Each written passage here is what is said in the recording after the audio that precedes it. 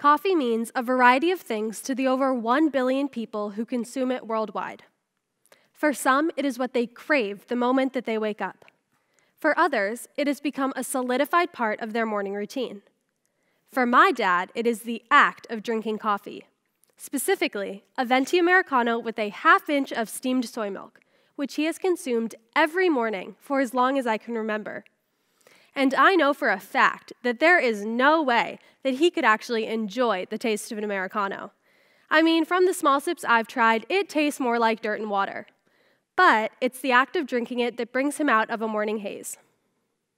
And then there are people like me who go for coffee, not for the drink itself, but for the social interactions that come with walking into a coffee shop.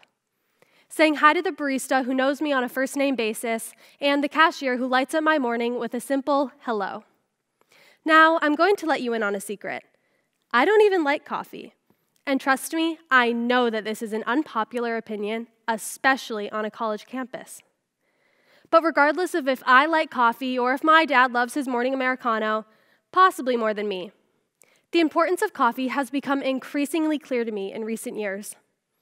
Not only are coffee shops providing us with the morning caffeine jolt that we all crave or the sense of community that is essential to us, but today they are acting as catalysts for conversations about social justice movements and providing a welcoming place for these conversations to take place.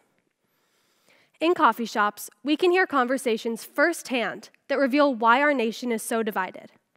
And it comes down to 2 words: active listening. These conversations, although sometimes productive and informative for both parties, lack essential active listening skills, the skills required to help mend our nation's division. Now, I'm going to take you into our local coffee shop, just down the street on East Lancaster. I walk in at 7:30 on a Tuesday morning, and in front of me is a mom and her newborn baby, and we know that she needs that coffee. Behind me are 2 11-year-olds on their way to school, taking selfies with their vanilla bean frappuccinos with whipped cream, and to be honest, I'm embarrassed for them. Then to my right, there is a table of older gentlemen who have been there since the store opened at 5:30 a.m., and they are there every morning without fail. Per usual, they're arguing about something that one of them read in the newspaper, and I know that they will continue to bicker after I have left the building and have been energized by the caffeine that I arrived longing for.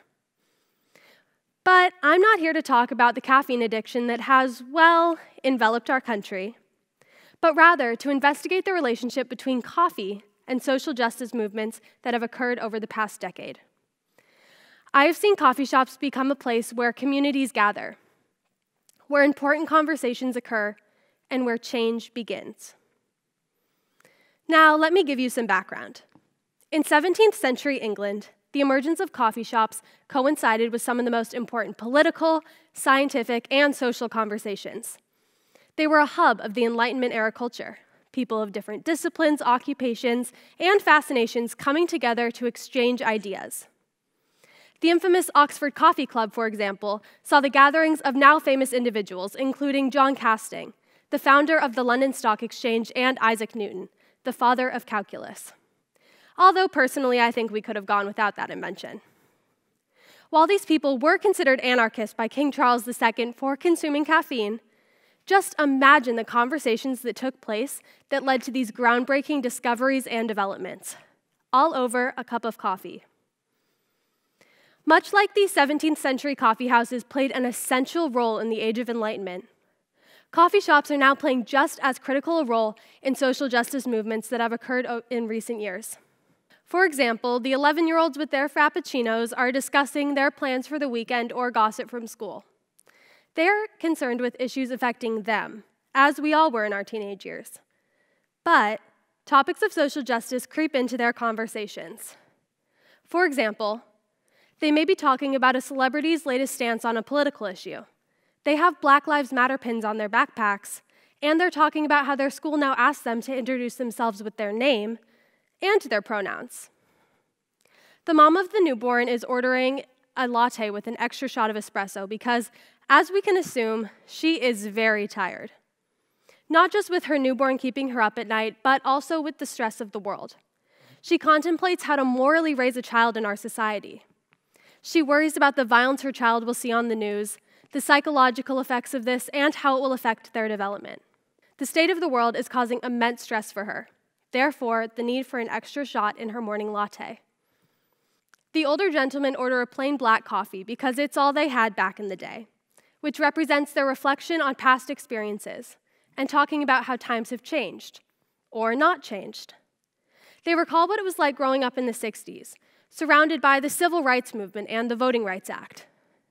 Although close to 60 years have passed, they discuss the lurking remains of Jim Crow laws and how they have sparked social movements in recent years. So, even though we aren't overhearing the initial discussion of calculus or the London Stock Exchange, I am positive that the conversations occurring today are just as important as they were in 17th century coffee houses.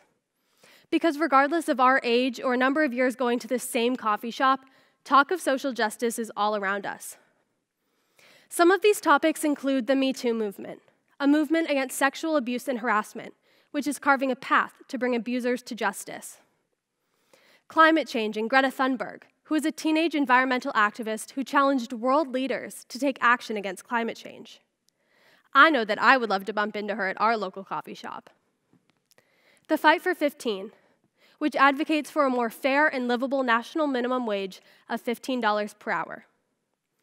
The Black Lives Matter movement, which works to call attention to police brutality and the tragic killings of Breonna Taylor, George Floyd, Stephon Clark, Elijah McClain, and sadly, many others. In just the past year, each of these important social justice topics have been discussed and debated, but not at all decided over coffee. So why is this? If conversations are taking place and people are discussing social justice movements, why is our current climate so divided? There are many answers to that question, but unfortunately, no clear path to mending our increasingly fragmented society. There are a lot of things that we don't have control over, one of the most frustrating being the actions of others. But what I do think is that something that is in our control is how we converse, but more importantly, how we listen. When I say having conversations and listening to one another, I am talking about active listening, which does not come easy for most of us. As you will soon hear, active listening is very hard for us, including myself, because it requires us to step back from our personal opinions and biases, which in turn makes us vulnerable to the words of others. As humans, this makes us uncomfortable, because it's difficult finding ourselves in situations of disagreement. But active listening isn't about being complacent with the let's agree to disagree that we have all become so familiar with, but rather promoting a mutually understanding dialogue. And the steps to this are receiving, understanding, evaluating, responding, and most importantly, continuing the conversation. Receiving information is all about saying to yourself, stop talking, and show the other person that you want to hear what they have to say. We need to give them our undivided attention through engaging with their words, pushing aside environmental factors inside conversations, putting aside our phones, and most importantly, not mentally preparing a rebuttal. So let's check in with ourselves. I know that if I was sitting in the audience, I would most definitely be formulating a response in my head. And now doing that, reaching for your phone is easy because you're already distracted. So to put it bluntly, we are poor and distracted listeners. Next comes understanding. The golden rule of active listening is that we should seek to understand before we seek to be understood. I think that we can all agree that our human nature does not easily allow for this. It is embedded in our psychology that I am right and you are wrong, and this makes sense. It reinforces our self-esteem and gives us the reassurance that we, as humans, crave.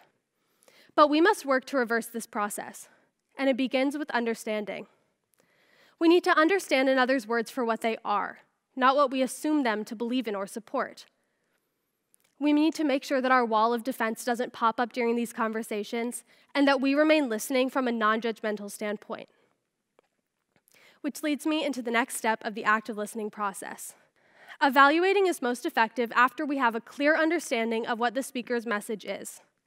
We are now considering what they have said through the perspectives of biased or unbiased, true or false, significant or insignificant, We also need to become aware that what they have shared is likely influenced by their personal or professional goals or motivations, family background, religious beliefs, economic situation, geographical location, along with so many other influencers. What we are doing at this step in the process is putting ourselves in their shoes and understanding their words from their reality. Responding comes next, and it doesn't have to be a perfectly rehearsed paragraph or spewing facts. Ask for clarification, or ask them a question. Questions show that we can remember and can recall what the other person has said. Much like the pleasure I get out of having a barista remember my order, it is the same thing during dialogues. Humans love when other humans remember things that we have said. It makes us feel reassured that what we are saying isn't just going into the abyss, but rather being internalized by the person to whom we said it to. Continuing the conversation comes next and is crucial in working to mend our nation's division. While having these conversations, we are gaining other people's perspectives, which we can then use in our own personal conversations with new people. And in doing so, we are creating a welcoming community where we show that we are not going to judge them for their opinions, but are rather going to gain from them. And doing this is showing that we are working to understand one another. So with that said, working to understand one another through the process of active listening is what is ultimately going to help us mend our nation's division. 2021 is a very important year for our planet and our society. We must work to fix our deep divides, and it begins with all of us improving our active listening skills. We must hear and acknowledge and truly listen before responding. Sometimes these conversations will take place with the 11-year-olds with their frappuccinos, the mom of the newborn, or the older gentleman with so many more years of active listening experience. Regardless, these conversations must continue for change to occur. And through it all, coffee shops will continue to be a place where these conversations will take place. I challenge all of you to listen to the following talks like you would in a conversation with someone in a coffee shop. Really hear these speakers out, not just because they're incredibly talented, but also because they're presenting on topics that are critical in working to mend our nation and our planet. So hear them out and acknowledge, and then formulate your response. On a closing note, I wanted to share a Martin Luther King Jr. quote that resonated deeply with what my goal of this talk is. And it says, "People fail to get along because they fear each other. They fear each other because they don't know each other. They don't know each other because they have not communicated with one another." So with that said, who wants to get coffee? Thank you.